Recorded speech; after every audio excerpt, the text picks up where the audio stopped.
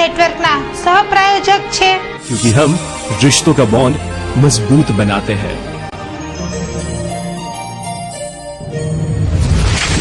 हाईबोन cement, bonding nation.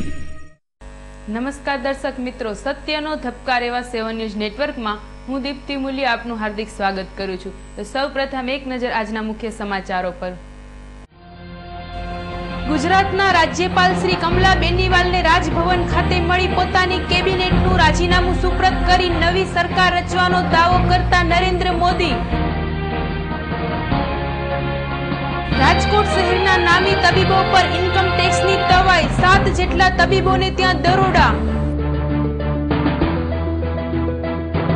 Narmada જિલ્લાના રાજપીપળા ગામના chamber of કોમર્સના અગ્રણીઓની બસને નડેલો અકસ્માત, 1 મહિલા સહિત 5ના મોત। હું કોંગ્રેસનો કેપ્ટન એવો હુંકાર કરનારા શ્રી શંકરસિંહ વાઘેલા વિરોધ પક્ષના નેતા તરીકે બિરાજે એવી શક્યતા। હવે જોઈએ સમાચારો વિસ્તારથી। ગુજરાતના રાજ્યપાલ ડોક્ટર કમલા બેનિવાલને મળી પોતાની કેબિનેટનું રાજીનામું સુપ્રત કરતા મોદી, નવી સરકાર રચવાનો દાવો। ગુજરાત વિધાનસભાની ચૂંટણીમાં ભવ્ય વિજય મેળવ્યા બાદ આગામી તારીખ 26 મે સતત ચોથી વખત મુખ્યમંત્રી તરીકે શપથ ગ્રહણ કરનાર મુખ્યમંત્રી શ્રી નરેન્દ્રભાઈ મોદીએ આજે રાજભવન ખાતે રાજ્યપાલ શ્રી કમલા બેનિવાલને મળી પોતાની કેબિનેટનું રાજીનામું સુપ્રત કર્યા બાદ નવી સરકાર રચવાનો દાવો પણ કર્યો હતો અને રાજ્યપાલ દ્વારા તેમને નવી સરકાર રચવા માટે આમંત્રણ આપવા જેવી ઔપચારિક બાબતો આજે પૂર્ણ કરવામાં આવી હતી।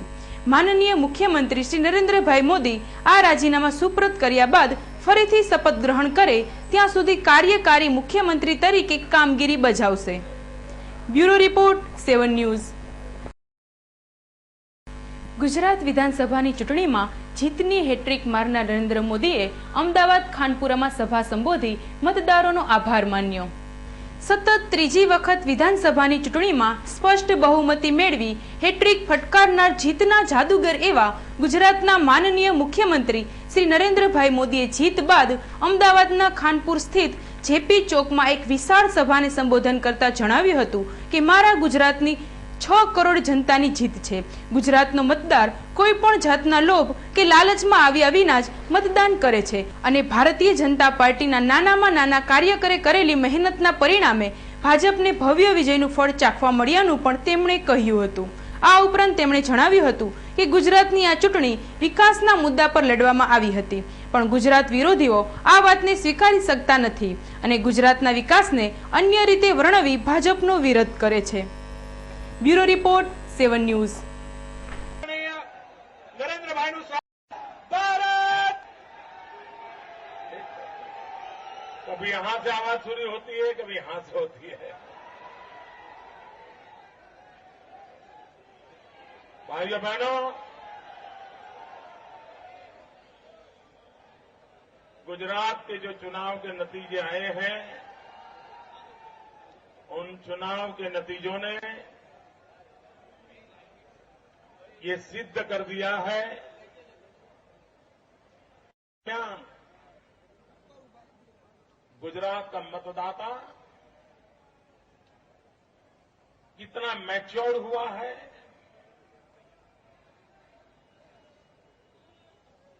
सारे लोभ लालच से ऊपर उठ करके भांति भांति के जहर से ऊपर उठ करके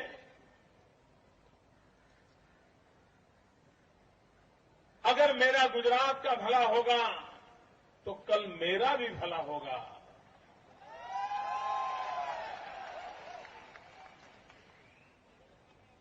ये छोटी चीज नहीं है।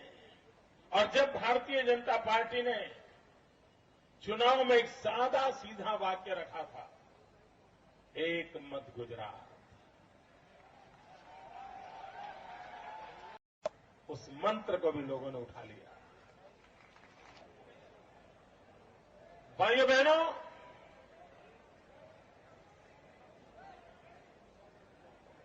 गुजरात के मतदाता, लेकिन अगर आज चर्चा करनी है और आज का कोई हीरो है तो मेरे 6 करोड़ गुजराती है।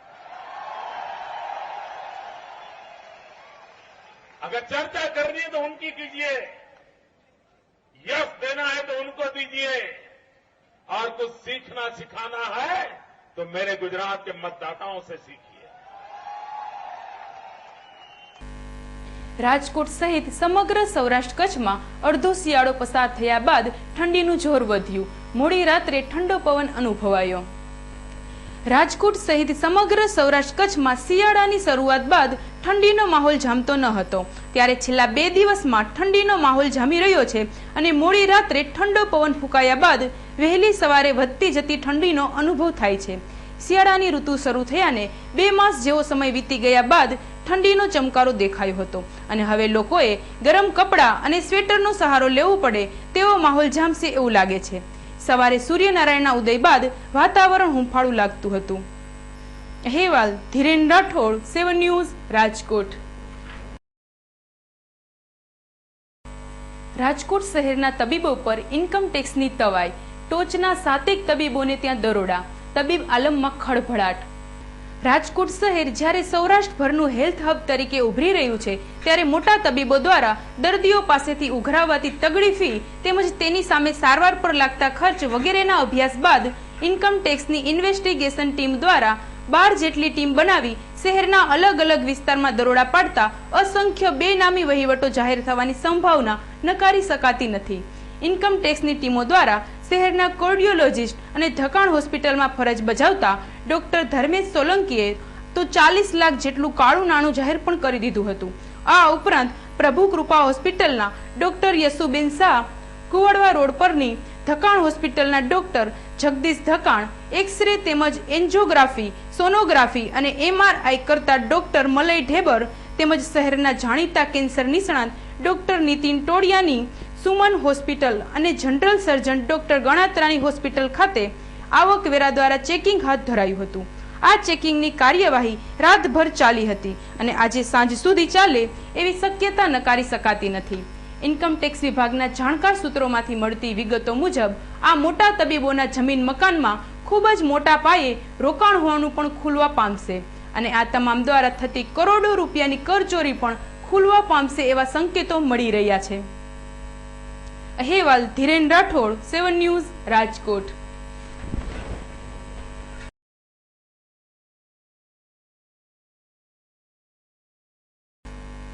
ગુજરાતભરમાં ભગવો લહેરાયા બાદ નવા મંત્રીમંડળમાં 7 થી 10 જેટલા નવા ચહેરાઓને સ્થાન મળવાની શક્યતા.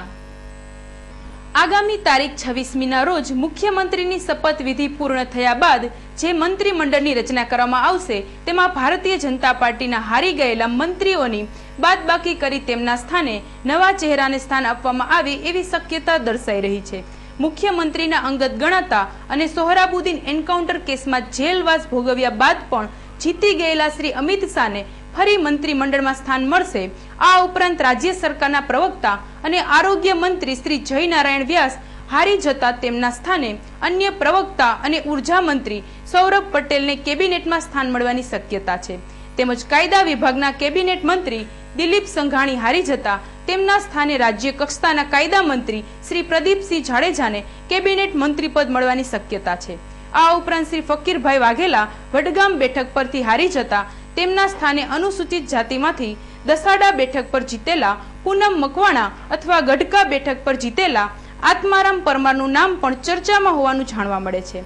2007માં હારેલા પરંતુ ચૂંટણીમાં જીતેલા ભૂપેન્દ્રસિંહ ચુડાસમા તેમજ છત્રસિંહ મોરીના નામ પણ ચર્ચામાં હોવાનું જાણવા મળે છે. આમ નવા મંત્રીમંડળમાં 7 થી વધારે નવા ચહેરા જોવા મળે એવી શક્યતા નકારી શકાતી નથી. Bureau report, 7 news.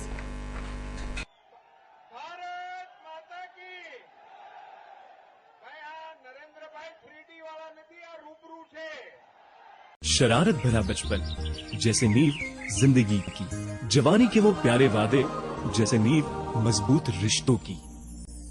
गवाह है हम जिसने आपके रिश्तों को और मजबूत बनाया, क्योंकि हम रिश्तों का बॉन्ड मजबूत बनाते हैं.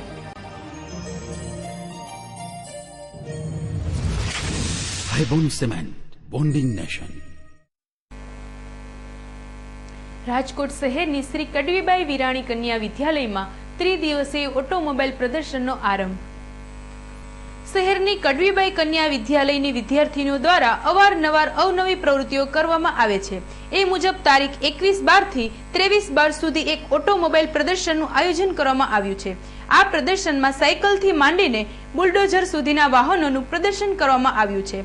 આ પ્રદર્શનમાં સૌરાષ્ટ્રના સપૂત કહી શકાય એવા અનેક કાર રેલીમાં ભાગ લઈ ભારતનું નામ રોશન કરનાર ભરત દવે પણ પોતાની કાર રેસિંગ સાથે ભાગ લેવાના હોય બાળકો માટે ખૂબ જ આકર્ષણ બની રહે છે. આજે પ્રદર્શનના પ્રથમ દિવસે અનેક સ્કૂલના બાળકોએ આ પ્રદર્શન નિહાળવાનો લહાવો લીધો હતો. અહેવાલ ધીરેન રાઠોડ, 7 ન્યૂઝ, રાજકોટ.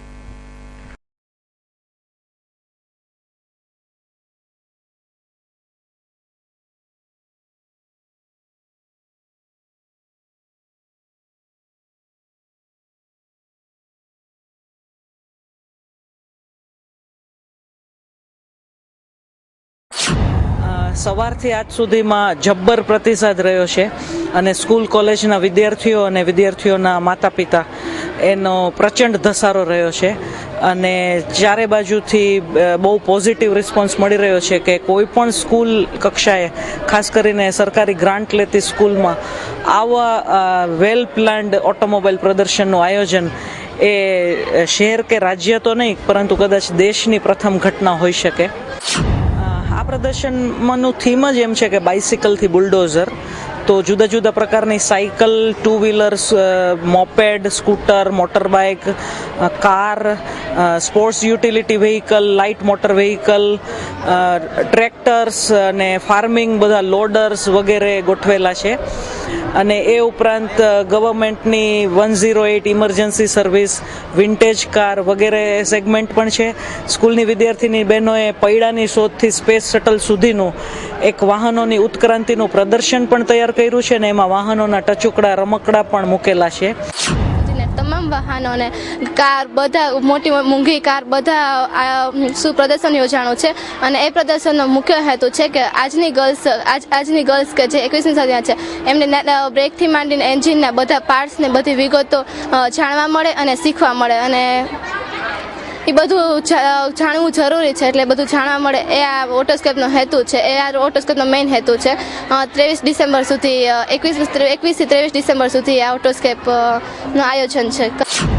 જોવા આવ્યા, બહુ મજા આવી. બધા અહીંયા બધી ગર્લ્સ દ્વારા બધા વાહનોની માહિતી ને બધું આપવામાં આવે છે. એ બહુ સારો છે વિચાર કે 21મી સદીમાં કે છોકરીઓ બધી આગળ વધે ને બહુ સરસ પ્રોગ્રામ કર્યો છે. બધી સાયકલથી માંડી બધી કાર, ટ્રેક્ટર બધું અહીંયા આવ્યું છે. બહુ મજા આવી અમને જોવાની અને બહુ સારું શીખવા મળ્યું. અમે બહુ સારું શીખીને જાય છે અહીંથી. બહુ મજા આવે છે. અહીંયા બધી છોકરીઓને વધુ અહીંયા પ્રોત્સાહન આપવામાં આવ્યું છે. એ એક મેઇન પોઈન્ટ છે જે એ લોકો દ્વારા જે બધી માહિતી આપવામાં આવી છે એ શીખવા જેવું છે. નર્મદા જિલ્લાના રાજપીપળાના ચેમ્બર ઓફ કોમર્સના અગ્રણીઓ અને સભ્યોની બસને મોરબી નજીક અકસ્માત, એક મહિલા સહિત 5ના મોત, મુસાફરોની ચિચિયારીથી વાતાવરણ ગમગીન. નર્મદા જિલ્લાના રાજપીપળા ગામના વેપારી મંડળ તેમજ ચેમ્બર ઓફ કોમર્સના અગ્રણીઓ તેમજ સભ્ય પરિવાર સહિત રાજપીપળાથી કચ્છ દર્શન કરવા માટે ગત રાત્રે નીકળ્યા હતા. એક ખાનગી ટ્રાવેલ્સની બસ નંબર GJ1 CU 5174માં બેસી માતાના મઢ અને ત્યાંથી કચ્છનું રણ જોવાના કાર્યક્રમ સાથે નીકળ્યા ત્યારે એમને ક્યાં ખબર હતી કે આજની રાત તેમના માટે કેટલી ખતરનાક નીવડશે. આનંદ ઉલ્લાસ સાથે પ્રવાસની શરૂઆત કર્યા બાદ વહેલી સવારે 5 વાગ્યે જ્યારે તમામ મુસાફરો મીઠી ઊંઘ માણી રહ્યા હતા ત્યારે તેમની બસ મોરબીથી 20 કિલોમીટર આગળ નાગડાવાસ ગામના પાટિયા નજીક પહોંચી ત્યારે હાઈવે પર અચાનક એક નીલગાય બસની આડે ઉતરતા ડ્રાઈવરે અચાનક બ્રેક મારી નીલગાયને બચાવવા પ્રયત્ન કર્યો પરંતુ સ્ટીયરિંગ પરનો કાબુ ગુમાવી બેસતા બસ રોડ સાઈડના ખાડામાં ઉતરી ગઈ હતી અને અચાનક સર્જાયેલા અકસ્માતથી મુસાફરો હતપ્રભ થઈ ગયા હતા અને ચિચિયારીઓ અને આક્રંદથી હાઈવે રોડ પર ગમગીની ફેલાઈ હતી. અચાનક સર્જાયેલા અકસ્માતમાં એક મહિલા અને 4 વેપારી સહિત 5 વ્યક્તિના કમકમાટી ભર્યા મોત નીપજ્યા હતા જ્યારે 16 જેટલા મુસાફરોને નાની મોટી ઈજાઓ પહોંચી હતી. તે બધાને મોરબી સરકારી હોસ્પિટલ ખાતે સારવાર અર્થે ખસેડાયા બાદ તેમાંથી 3 મુસાફરોની તબિયત વધુ લથડતા તેમને રાજકોટ હોસ્પિટલ ખાતે ખસેડવામાં આવ્યા છે. અકસ્માતની જાણ થતાં નર્મદા જિલ્લાના વેપારીઓમાં ગમગીની ફેલાઈ જવા પામી હતી. અહેવાલ સત્યમ હંસોરા, 7 ન્યૂઝ, મોરબી.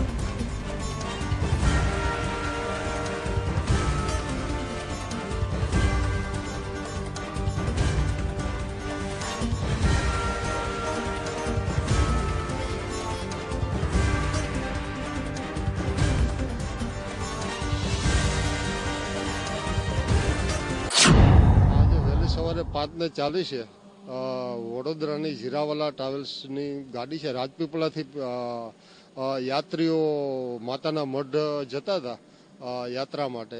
એ દરમિયાન અહીંયા ભાગોદય મોરબી તાલુકા પોલીસ સ્ટેશન વિસ્તારમાં 25 કિલોમીટર 20 કિલોમીટર આજુબાજુ ભાગોદય હોટલ આવેલ છે. ત્યાં રોજ આડું પડતા, ડ્રાઈવરનું એવું કહેવું છે, રોજ આડું પડતા ગાડી ઉપરનો કાબુ ગુમાવતા સાઈડમાં ઉતરી જતા ઓન ધ સ્પોટ 5 એમ કે સ્થળ પર જ મરણ થયેલ છે. 14 ને નાની મોટી ઈજા થયેલ છે અને પૂરતો બંદોબસ્ત ને બધું આવી ગયું છે.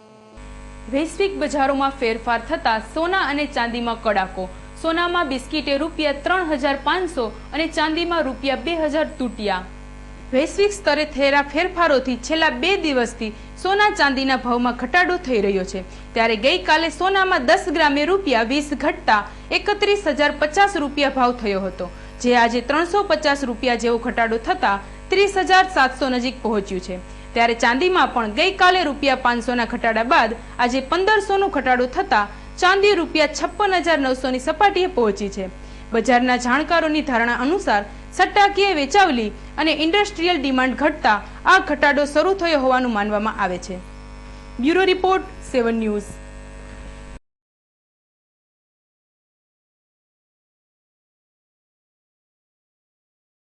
પોતાની જાતને કોંગ્રેસના કેપ્ટન ગણાવનારા શ્રી શંકરસિંહ વાઘેલા વિધાનસભામાં વિરોધ પક્ષના નેતાની ભૂમિકા ભજવશે.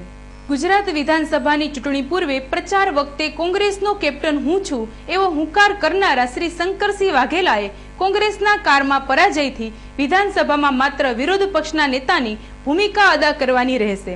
કારણ કે વિધાનસભામાં વિરોધ પક્ષના નેતા તરીકે ખૂબ જ સારી કામગીરી કરી પોતાના સંસદીય બાબતોના જ્ઞાનનો બહોળો ઉપયોગ કરી સરકારને અવારનવાર હેરાન પરેશાન કરી મૂકનાર શ્રી શક્તિસિંહ ગોહિલે ગત ચૂંટણીમાં હારનો સામનો કરવો પડ્યો છે.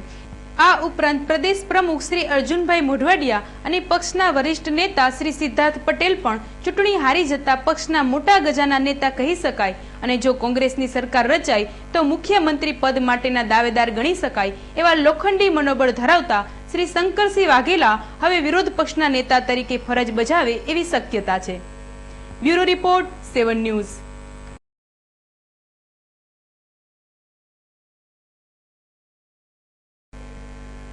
તો દર્શક મિત્રો, આ હતા 7 ન્યૂઝ નેટવર્કના અત્યાર સુધીના સમાચારો. વધુ સમાચારો સાથે આવતીકાલે ફરી મળીશું. ત્યાં સુધી રજા આપશો. નમસ્કાર.